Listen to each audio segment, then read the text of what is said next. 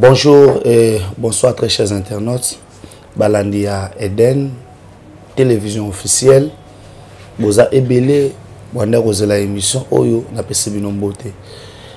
Bon début de la semaine Nabino, bon début de la semaine Naba Congolais nyonso, Obazola Dabiso, monde entier, mais pe awa na République démocratique du Congo, qui est notre pays, notre nation. Oyo lelo on est fier. Il y a kozala la président mo o alingi biso.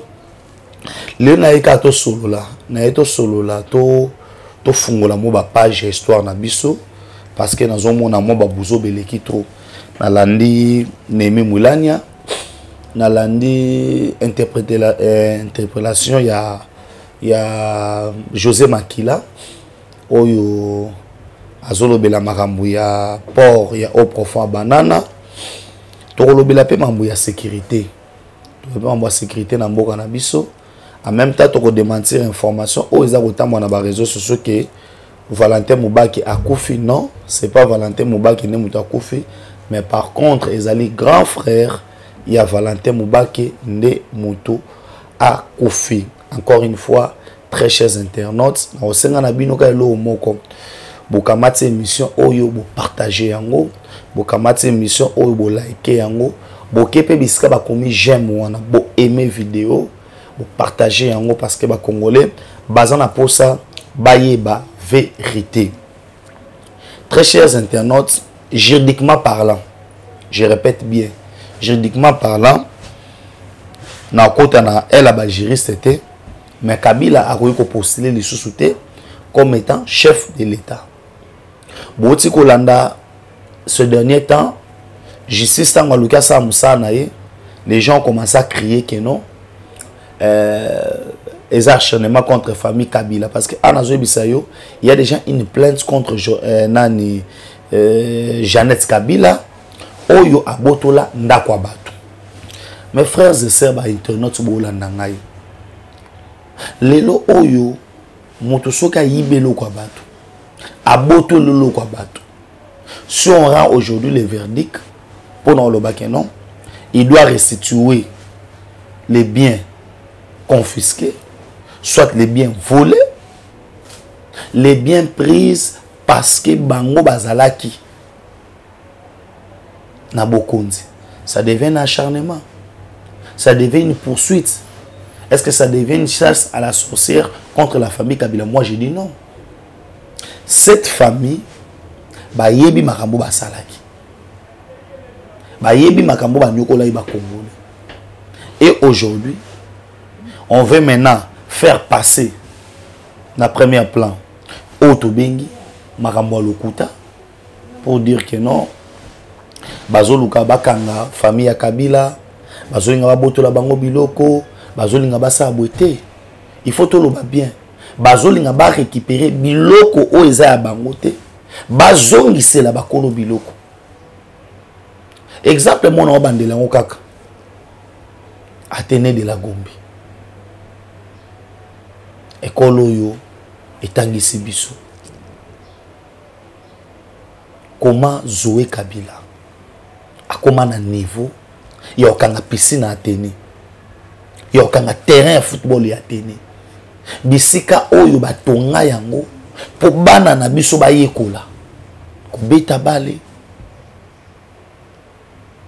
bayekola natation, comment ko nager, bayekola comment ko kima mbango. Salle oyo prévu pour na manifestation ya bana Zoé Kabila kanga yango, chose grave. Bakamata ose à lupango ya Atene, bateka parti à lupango na école au cirque. Et les gens devaient rester croiser les bras. Moi je pense que vous obéissez les quatre. Vous obéissez les quatre avec soi-disant ba communicateur moroboy. On a oloba mayoto. Parce que les Congolais ont ce que je peux dire, nous oublions très vite. Et tous un peu tendre dans le régime où tu es. Dans la logique, tu as tout place na bango za boloko. La logique est moi. Moi, je pense qu'on doit se regarder en face, se parler des vérités et se dire clairement qu'il y a des histoires Oyo et Mata et Kita. Ça doit changer. Il y a des histoires Oyo. Il faut bakanga batu mususu. Pour bakangisa bango monoko. Parce que c'est très important. Koloba bakoma batu mususu ça lokola ko finga mémoire ya batu. Je pense week-end au bomona ki tozaki pa ba Rossi Chimanga. Koloba lelo ya Nemi Moulania Eka Musanga. Eka Musanga na sens ni.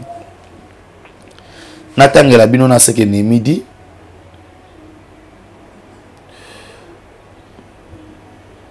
Nemi dit ceci. Le pouvoir, dit-on, est comme une drogue. Quand on y goûte, il est terriblement dur de se passer. La vie après les tapis rouges chante par Joseph Kabila. Le sénateur à vie, l'ancien président Joseph Kabila, veut faire son grand retour sur la scène politique congolaise lorsque le régime actuel les pousse à la retraite définitive. Mes frères et sœurs, Kabila a l'ingalo pouvoir. On crée une histoire où existe un statut portant protection des anciens présidents. Il devient sénateur à vie. Rien qu'avec statut à sénateur à vie, ça veut dire quoi? Il est sénateur à vie et il retourne encore au pouvoir. Et peut-être s'il y a des intellectuels dans ces pays ou bien quand quelqu'un est déjà sénateur à vie, cela veut dire quoi? Mais quand quelqu'un est sénateur à vie, il va renoncer à qui sénateur à vie pour avoir son pouvoir. Et chose grave, ils ont créé même l'histoire à Koloba que tout ça est statut spécial portant protection des anciens présidents. Est-ce que vous comprenez qu'au travers de ce statut-là, Nelelo Oyo, Kabila a protégé? Kabila est protégé par rapport à quoi? Par rapport à statut. Parce que statut, on a les lesatés. Il y a sénateur à vie. Il y a protection des anciens présidents. Parce que on a verrouillé même pour dire que pour le lobak pour Kabila non, c'est parce que dans ce statut là ils ont bien écrit que pour na koluka ko kangesa Kabila ko landele na dossier mobo il faut un quart il y a Assemblée nationale na Sénat réuni en congrès ne ba ko lever statut il y a sénateur à vie pour Basambi, ça y est. On a tout verrouillé. On a tout verrouillé. Tout ça, on a cherché quoi? On a cherché, ils avaient peur. Il y a le non. Ah! N'engé mouto à zolo mwana pouvoir. Na ba mabi wa sala. Tosuka na iwapi. C'était ça en réalité. On a développé thématique nanga. Nemi nous parle, il y a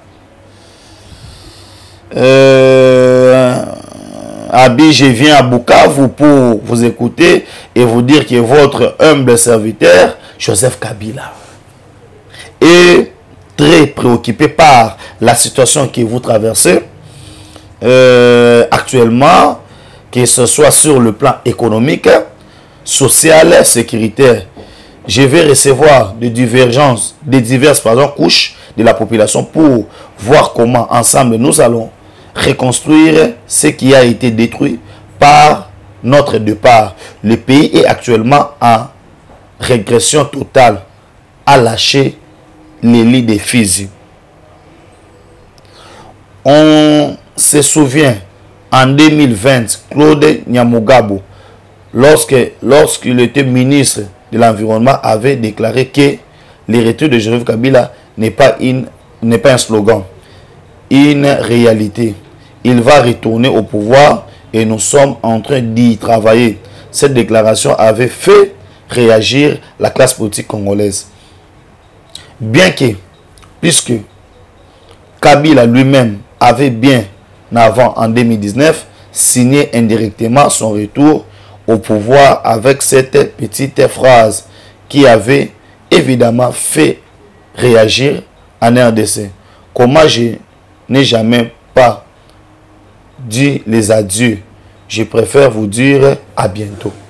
Merci beaucoup. Nathan Gelibino, je pense vous comprendre. Kabila va le pouvoir en 2019. Aloba phrase mora lobi. Je vous dis pas au revoir, je vous dis à bientôt. Nabandi ko analyser. Nabana makamunemi alobi.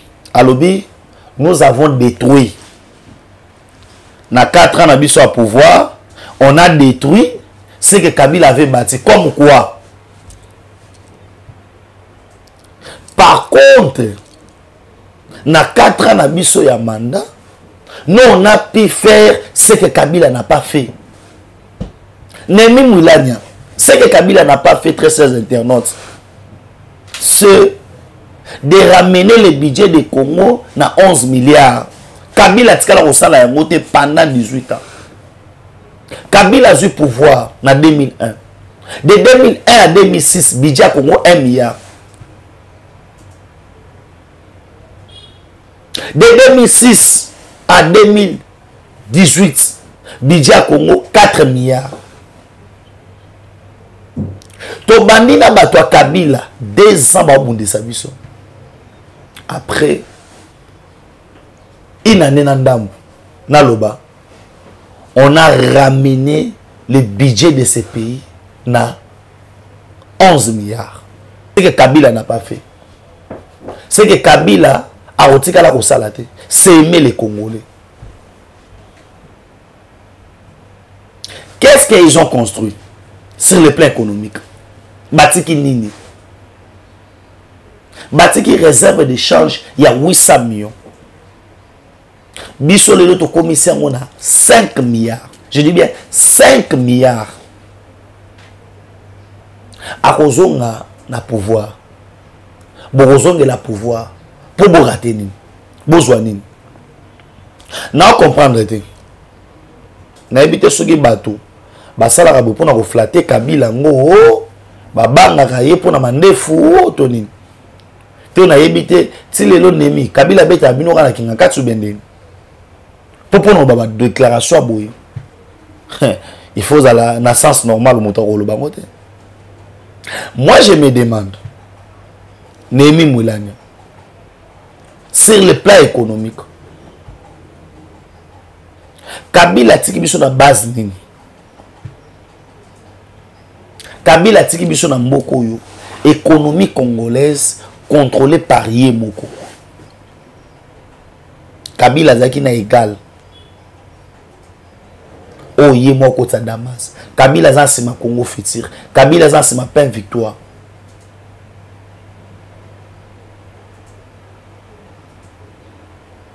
Kabila boto libiso na tourisme. Est-ce que vous voyez dans la ville à Kinshasa? L'endroit le plus visité, c'est Kingakati. Pourquoi? Parce que les gens trouvent il y a tout là-bas. Banyama nyonso lukaka na RDC. So lingo kutango kende na Kingakati. Est-ce que wana lolenga présent malam? Lolenge ya mutu wana ndako luka kozonga na mboko. Soyons sérieux. Arrêtons de blaguer avec les gens. Quand vous faites de telles déclarations, c'est énerver les Congolais. Et puis, les Congolais,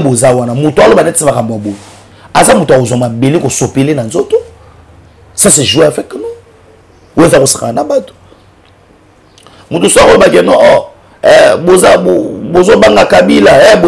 Il n'y a personne qui a Kabila. En 2018, il y a une élection. Kabila na candidat na ye. Emmanuel Ramazani Shadari. Babuka nise mabolongo. Fukama wana. Mama Oliva mama eloboko. candidat na biso yewana Kabila na sima Chadar ba pour une élection de vous pensez que si la population congolaise mais c'est ennemi ayeba ke bino bo sa musa malam alngat ke no bolongwa na pouvoir mais vous oubliez que vous avez un candidat qui était Emmanuel Ramazan Chadar. Le bilan de Chadar est Zakini. Il n'est pas sorti même deuxième élection. Abimi troisième. Mais cela démontre quelque chose que le peuple congolais ne pouvait pas vous faire confiance. Parce que si le peuple avait confiance en vous, mais aujourd'hui, Chadar est président. Mais Chadar a été bâti devant notre champion qui est Moukantombolo, moi, candidat Fachi Beton. Et aujourd'hui, vous vous permettez à voir Fungola Mounoko pour nous ça m'a congolais. Que non, Kabila est préoccupé par la situation où il est en RDC, la situation économique. Kabila est Kokuta, Toso Malipa, 10 centimes, 5 centimes, 1 centime. Je dis bien 1 centime. Kabila tiki lipa na 500 francs, 300 francs. Et vous me dites aujourd'hui que Kabila est préoccupé. Kabila est préoccupé par la situation économique. Il y a Mokoyo. Azoba port. Aboaba entreprise à l'État pour nos salariés. Kabila Bomi. Miba. Ozaki poumon économie congolaise. Pour Asala, Otobengi Sassim nae. Atoka diamant ngalingi. Province Otoka diamant. Nzele ati. Il a fallu Fachaya pour Babanda, voirie urbaine, il y a ville en Mbujimai.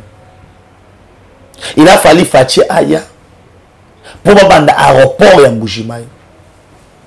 Ville Otoka diamant, le roi est le Romussus. Mais Mazaga est un aéroport. Aéroport, il y a Bipemba, Nakasa Sotalango, Oleli Mainamus. Oleli Mainamus. Nzela ya boya place où on a diamant ya Sassim ti lelo makada meate Kabila bakomo bundana tango fatia ye basala tanzela. Est-ce que vous comprenez que il y a une longueur d'avance entre Bisso et le régime Otikoleka? De moi, Biponi Benjamin Ovandera Kabila, oui, tu refais de la noté, les Congolais, il y a esprit faible.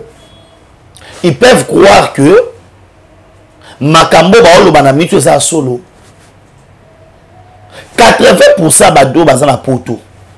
Bake pour Nesengo. Bandego Bana Poto. Bake pour Nesengo. Bake pour na Passi. Bake pour la souffrance. Les lobes qu'on a poto en sata, tous ont atteint moi mouké. C'est pourquoi? Parce qu'ils ont changé, ils ont senti que changement y est. Ni t'étais ce changement de ngabayate. Hein? Et belé ba na poto. Et autant sur l'andanga, ou petit boulot très cassé. Et autant sur l'andanga, au sala na chaleur au saranate. Et autant sur Congolais sur l'andanga. Oh là là, 2 heures ou 3 heures du temps. Parce qu'il faut combiner 2 misala pour sounger les bottes à Kinshasa. Le lot oyo, kokende poto pour na Congolais, chemin à paradis. Pourquoi? Parce que notre pays, bébé sakiango.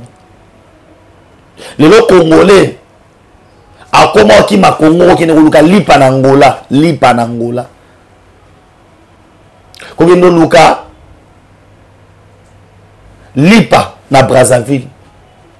Ou à tout na régime à Kabila. Et puis vous allez dire aujourd'hui que Bato, sur le plan économique, sur le plan économique, qu'est-ce qu'il a fait? Il a confisqué tout. Il a détruit les commerçants congolais. Est-ce qu'aujourd'hui on peut parler encore de Papa Lusakevan? Aujourd'hui on peut parler encore de Kassebou. ICC. Papa Kassebou. Est-ce qu'aujourd'hui on peut parler encore des grands commerçants congolais? Il y a des millionnaires congolais dans ce pays. Bazako, Bazawapi. Les grands commerçants congolais, les grands opérateurs, nous avons papa Bemba Saolono. So quand c'est lancer l'osso boy, Kinshasa Moubalo se quitte. Congo Moubalo se quitte. Moutaza est capable, grâce à Mbongo, il y a que ça, après ça donc, il y a que Sombela, Basoda République démocratique du Congo Bateni. Parce qu'il est congolais, parce qu'il est patriote. Hein? Parce qu'il est patriote. Lelo Oyo, je regrette. Il y a Oyo Kake, il y a un ennemi Moulania, alors Bakena, nous préparons Kozonga à Kabila. Mais c'est Ozonga, Abosana Gini. Nakei, Kaka na Malouanae, Boutika na répondre. Oh Benjamin, oui, na répondre quoi. Na rotika na ba Congolais ba kotisa ba saité na matoi na bango te. Alobi sur le plan sécuritaire et wana ndi place na ofandel. Est-ce que Kabila est préoccupé na situation sécuritaire oyo les Congolais vont vivre? C'est faux. Pourquoi? Aujourd'hui, quand nous parlons de l'infiltration au sein Yaba FARDC, tous ces généraux-là, ils ont été nommés généraux au sein des forces armées à l'époque de qui? N'est-ce pas à l'époque de Kabila? Est-ce que Kabila est préoccupé? Kabila était président ici. Il y a eu massacre de Ema et de Lendo. Il y a eu massacre. Il y a Katokobol. Il y a eu massacre. Il y a Boudou Diakongo. Il y a eu génocide au Kasaï. Il y a eu fausse commune. Kabila était présent dans ce pays. Il y a eu un phénomène qu'il a fabriqué, phénomène Koulouna. En fait, les Koulouna, l'esprit, les esprits rwandais. Il y a un Koulouna, non seulement, on doit prendre des décisions. Oyo, Ezo Kende, n'a qu'à renforcer la sécurité, mais c'est aussi un problème spirituel. Parce que nous, les Bantous, Bichot particulièrement les Bantous, tous les violentés. Le Bantou, c'est un peuple oyo, tolé la distraction, musique, kolata, divertissement. Tous les méchanté. Bani le truc wande bazara na kanda. Baza pré batu baye na machette. Machette les esprits ba rwandais. Baye na machette au kata batu. L'esprit ya Koulouna route na Rwanda. Kabila ne muto na ngo à côté son la population Congo. Tu ba mambo ba Koulouna te na Congo. L'esprit là, ils ont esprit rwandais. Oyo, baza prêt au kata mutuli toy. Au kata mutuli, la mutuli boumou. Ça c'est l'esprit yaba rwandais. Maintenant suivez-moi bien. Voilà, très bien. Et c'est très important ma bonne lobo. Que cet esprit là va imposant la carte la biso. Banileti bazama na kanda bandaka. Ils ont été rejetés parce que selon l'histoire bazama descendant à Salomon. Oya botaka na la reine de Saba. Ta reine de Saba akokutana na Salomon. Akomi kuna reine atikali kuna aboti bana. Ba génération ba eko bengana bana wana bolongwa. Boaka na mama bobo bengana bango. Nde ils ont commencé à bando kita. Ba en Éthiopie tellement ba siècle c'est le cas que belé ba boyi bango ne wando kitati ba yeba souda ba na ba toana no surtout. C'est un peuple déjà ba sauvage. Yango mon esprit wana ba okotsa katsa biso. Et Kabila a aidé que à nommer ba généraux oyo lelo la situation que nous avons à l'est de la République. Responsable numéro 1 nango c'est Kabila. C'est Kabila. Mais Moulania, faisons parler les chiffres. Tout le monde ça va chiffre. Nathan où il y a Kabila on a tué combien? Tous êtes la mouki natongo boyo, bakati batuboy, basali boy, basali boy. Nathan où il y a Kabila, Kabila pesa docteur Mukwege Moussala, facha commission docteur Mukwege chômeur. Docteur Mukwege a commis atambola tambola ça la politique. Nathan où il y a Kabila, Mukwege azaki ernion sur le centre na pandi. Pour la retraiter, pour réparer ma maman. Mais aujourd'hui, Fachi a commis ce docteur Mukwege chômeur. Pour réparer banane. Pour la tuerie n'engezaki yangote. Kabila accepta que l'armée rwandaise kota na mboko yo. Kabila na ba caméra ba kota. Écoutez même poste na Vital Kamerhe wakaningi le king. Kabila oyo lobela lelo nemi qui est préoccupé par la situation sécuritaire. Il y a eu plus de 8 millions de morts. Non, pas 8 millions, plus de 20 millions de morts. C'est le rapport Mamping. 20 millions de morts. Et dans le rapport Mamping, Naïté, l'ONI, a cité au responsable Joseph Kabila. Kabila pas à préoccuper de la situation, il y a sécurité dans le Bokanabiso. Kabila wapi. Kabila o wapi. Oyo akenda ko mabatu na nganza. Oyo asisi matu na kananga. Ne Kabila wana za préoccupé na situation de sécurité dans le Bokanabiso. Mais n'habitez si vous habitez quelle planète, n'habitez si vous allez wapi, mais si vous appelez dans le Congo, awa na koyebisa yo, le sondage ya ngaité, ya Paulette qui monte, et puis si large écart ya Fachi, n'a pas probable challenger na ye, adversaire na ye, na 2023. Le bilan de Fachi est largement positif. Il y avait la gratuité de l'enseignement. Aujourd'hui, plus de combien? On espère plus de 12 millions d'enfants. Je dis bien 12 millions d'enfants. Ils vont aller déjà dès ce lundi dans la classe na bango au bakotanga au félé au bakofutata sans fronté. Le oyo Kabila au location na pouvoir. Le lot Fachi a reçu. Nous devons foutre $100 ou nous foutre 300. Ça fait partie du social. Ça fait partie du social. Au Azaki na Moutoukate, j'ai eu de larmes aux yeux. Tant la moni basi ya ancien officier bakufa. Ba sopa makila na bango pona mboko yo. Mokonza mboka doté bango na ba jeep. Abibozwa parce que bibal na bino.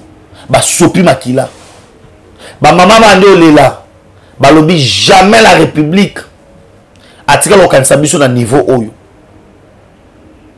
Une femme veuve, elle était payée 30 000 francs congolais. Aujourd'hui il est payé 300 000 francs. Je dis bien 300 000 francs.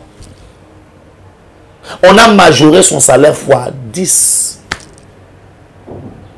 Fois 10. Le lot où on a Kanchachi, je peux aller me faire traiter dans la norme internationale. Hôpital matériel où ils ont l'hôpital à Kanchachi, Afrique centrale Mumba, à tout hôpital Montazana. Bana ya ba soda. Ba otanga na ba condition malonga. Kende na kan kokolo. Otala ba doté bango na ba pareil moko sophistiqué. Ba scanner, ba nini, ka n'importe où. Lelo soda mozo moi eloko ya malunga. Lelo to moni izine ya lemba imbu. Mai ya ozone brosala. Ya nzela mai pompage Et comme il peut presque à 75%, 80%. Bientôt, le chef d'État va aller l'inaugurer. Kinshasa, bientôt là, il n'y aura pas de problème. Au moins, on a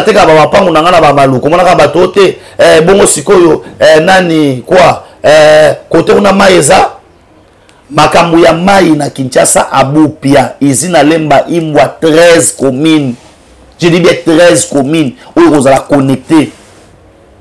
C'est que ba commune et aux à côté 10 communes nabani na bango koto 7 nabani na bango il n'y aura plus problème il y a mai na ville ya Kinshasa ezaki soni na 21e siècle capitale rola Kinshasa bato batambwana ba bidon na mutu pona koluka mai banzele salami memi mulani ozaki wapi bola kisanga nzela o Kabila facha me asali nzela elengesa o sangise 7 communes asa nzela ki kwiti mutu aza na lemba ana posa kota limeta ke de boete akati simba moko wa akomi bandala mutu aza na munga fula ana posa ya koya rompwe ngaba abalukaka asala kaboye pona koma centre ville te azuke elengesa tout droit et même vers Victoire yo aza en centre ville nzela masikita érosion Delvaux au Kabila bundana nango voirie urbain na ville ya Mbujimai na ville ya Kikwiti na Lubumbashi partout Congo za chantier batonga rapport ya Kisangani batonga rapport ya Bipemba na Mbujimai ba moderniser na Tanganyika bapesi université à Tanganyika a doté batongeli bon bâtiment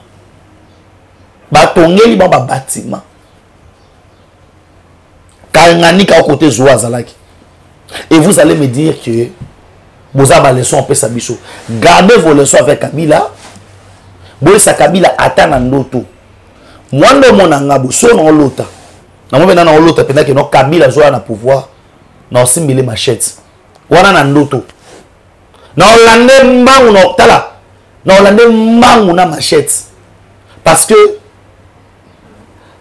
vouloir que Kabila zonga na pouvoir bolingi soto de lota ya susu ba veve ndenge no tala bana ya rosi ngolo samedi merci na bino nyoso oto zaki na bino ko luka Kabila zonga bo luka su Teresa Kapangala mo adaye Koluka Kabila zonga boluka susu ba combattre des personnes ba tumba bango Koluka Kabila zonga ça veut le malheur du peuple congolais s'appelle Kabila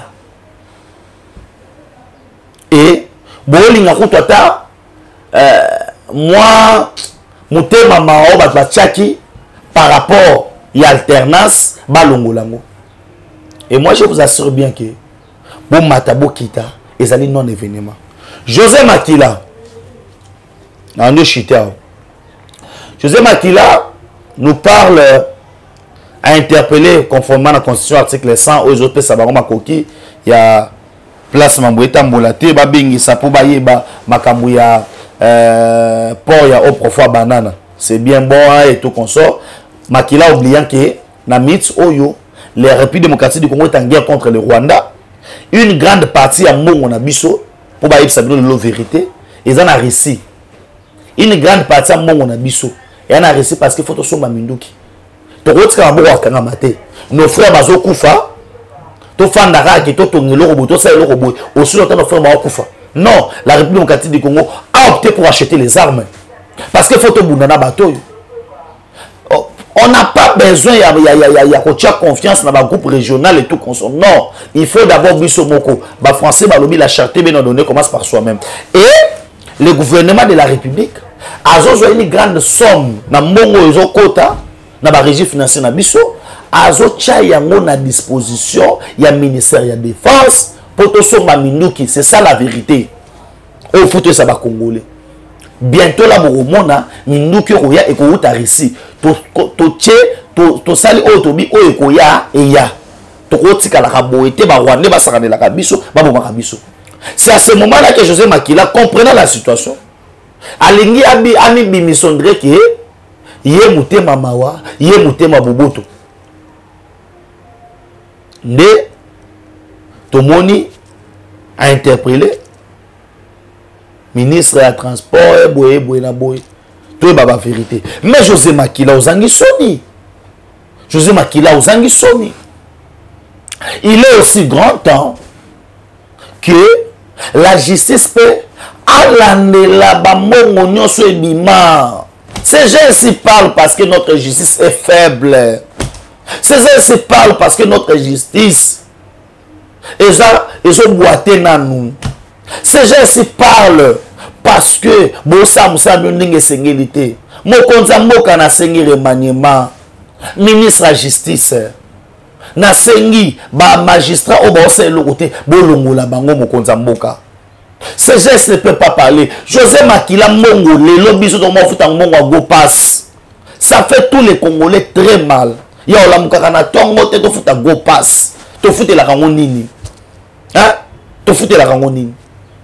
Et pour moi que ça Mongo moko boye, et ça en dehors il y a institution, et ça en dehors il y a boye, on les paye à part. Na compte moko boye. Nous avons to futa nyongo au Kabila na batni bazwaka, ya Chine. Oh, c'est là que Jeannette Kabila ocha monoko lelo aza patron bazwa mbongo wana ba etiza ona makamuna bango so ba José Makila fallait ko landela biloko nyonso oyo tango zaka ministre ya transport to lukato yeba transco to lukato yeba makambo aéroport to lukato biloko wana nyonso futu ba vérité nango na komi na suka émission mkona lelo na pesi bino nyonso to merci. Je pense que de l'ombre et des preuves, vous voulez contacter Benjamin Mwanasuka. Je ne sais pas si on a affiché les numéros. On va afficher les numéros là. Vous allez m'appeler à ce numéro. Et tout solo là. Voilà pour son somba le pangonayo. Fait mettre servante à $2000. Au contacter un numéro. Et na osenga na bino soupé. On a pour ça comme Facebook Benjamin Mwanasuka, TikTok Benjamin Mwanasuka, Instagram Benjamin Mwanasuka. Au lingi pour comme na na ba réseaux sociaux surtout quand na Congo wana au betika au mona ka photo na ngeba momba parce que nous devons parler Congo, nous devons aimer ce pays et belé bana bolingwa mboko te non on est là on nous surtout ba koluka to kenango nous serons là pour na koluka ko bundisa les ennemis de la République. Pour l'instant botika a toujours scotché branché la chaîne Nabiso Eden télévision officielle et je vous dis ciao, Kimi Nzambe, et on met la bota na bino, et tokutani, mokolo ya lobi, ciao. L'audit est un concept général qui renvoie à toute évaluation indépendante des opérations et du fonctionnement du contrôle interne d'une organisation, notamment une entreprise, afin d'avoir l'assurance raisonnable du respect des politiques, des procédures et des normes qui régissent une activité avec la vérification, l'efficacité de l'allocation des ressources rares par nature en vue de l'atteinte des objectifs. L'audit classique est pluridisciplinaire car il concerne toutes les fonctions de l'entreprise et pas seulement la fonction financière qu'il serait dangereux de réduire à la seule trésorerie.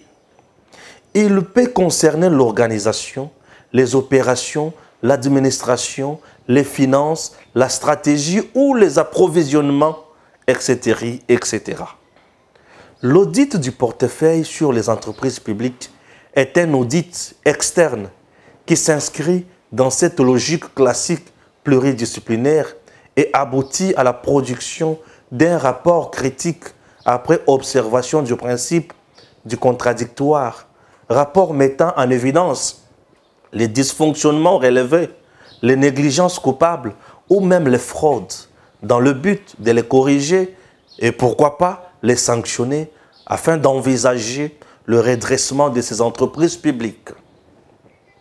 Les avantages de l'audit classique sont nombreux, parmi lesquels un diagnostic global ou restreint de l'entreprise, une évaluation indépendante des compétences de gestion au sein de l'entreprise, à tous les niveaux, la mise en place de mesures correctives, y compris les sanctions, une évaluation objective des mandataires publics. Les recommandations formulées à l'issue de l'audit constituent la valeur ajoutée attendue de tout auditeur en conclusion de sa mission d'audit, bien sûr, auprès d'une entreprise, ce qui est loin de ces sanctions pénales.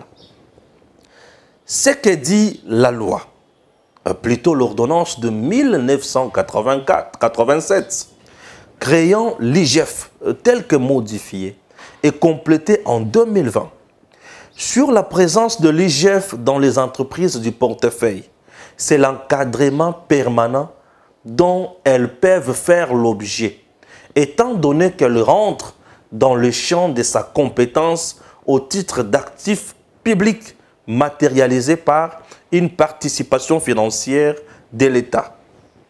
Cette présence quotidienne de l'IGF dans les entreprises publiques semble ainsi juridiquement justifiée, mais ne constitue pas moins une gêne pour le fonctionnement courant de l'entreprise, tout en constituant un obstacle à l'exercice de leurs attributions pour les autres organes de contrôle de l'État sur les entreprises publiques comme le CSP. Ce que l'IGF gagne dans les entreprises, c'est notamment sa popularité, mais aussi les gains financiers comme aviseur lors de nombreux redressements fiscaux auxquels elle se livre légalement à charge des entreprises. Des taux de 50% des droits et taxes éludés sont annoncés. L'audit classique est limité dans le temps, notamment en fonction de son caractère spécifique, limité à quelques domaines précis ou global. En moyenne, il faut compter entre 30 et 45 jours, selon les termes de référence. Le fait de juger de l'opportunité des décisions ou de dépenses à faire, l'IGF joue le rôle d'un organe de tutelle non prévu par le statut ni par la loi. La présence de l'IGF remet en cause toute la politique de réforme initiée par le gouvernement en donnant plus de responsabilités aux mandataires. Le problème ne s'arrête pas au niveau d'encadrement, mais de la sanction et de la récupération des sommes éventuellement détournées. Aucune personne sanctionnée sur base du rapport de l'IGF n'a été condamnée ni retourné les fonds supposés détournés. Que gagne l'IGF dans les entreprises, chers compatriotes? À l'heure des charges, il convient de relever que les entreprises ne le payent pas. L'IGF d'ailleurs n'en a pas besoin au regard de gains qu'elle lui retire du fait de sa présence. Elle cherche à travers les documents les fraudes aux taxes et autres impôts car elle apparaîtra comme aviseur. Il semble qu'elle aurait gagné 5 millions de dollars américains à la Gécamine dans une telle opération. Fantastique. Elle a obtenu un paiement par AFEC, partenaire de l'État, dans sa CIM.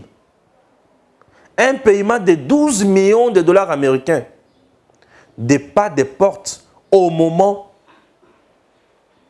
où l'État faisait l'évaluation de l'accord et envisageait même le paiement du solde des pas de porte.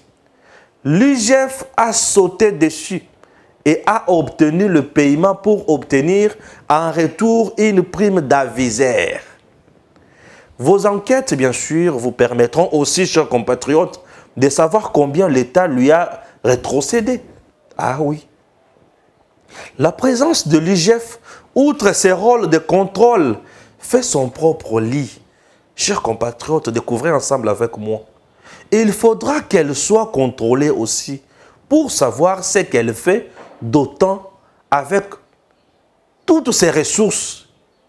C'est très important. L'IGF peut financer même certaines structures de l'État avec ce qu'elle gagne. Il suffit de lire l'article 12 de l'ordonnance du 24 septembre 2020 pour s'en convaincre que c'est une institution qui amasse beaucoup d'argent. Si l'État veut être sérieux, il doit mettre des mandataires qui soient capables d'être motivés pour rentabiliser nos entreprises. Selon le principe de bonne gouvernance, les mandataires sont appréciés sur base de leurs résultats et non des injonctions politiques ni des attitudes à les infantiliser. L'attitude de l'IGF remet en cause même la vision du chef de l'État, car c'est lui qui nomme le mandataire. On doit prévoir des sanctions positives et négatives. En faisant cet encadrement éternel, ça devient contre-productif et les entreprises restent dans la léthargie et ne pourront pas chercher à être rentables car la décision se prend ailleurs sur base des caprices de l'IGF qui est même interdite de s'immiscer dans la gestion des entreprises contrôlées. Article 2, alinéa dernier du texte de 2020. La raison principale de sa présence éternelle, c'est plus lié à son intérêt de récupérer les recettes pour elle. Même la DGI se plaint, car l'IGF fait le contrôle au second degré et le redressement alors que ces contrôles étaient effectués par la DGI.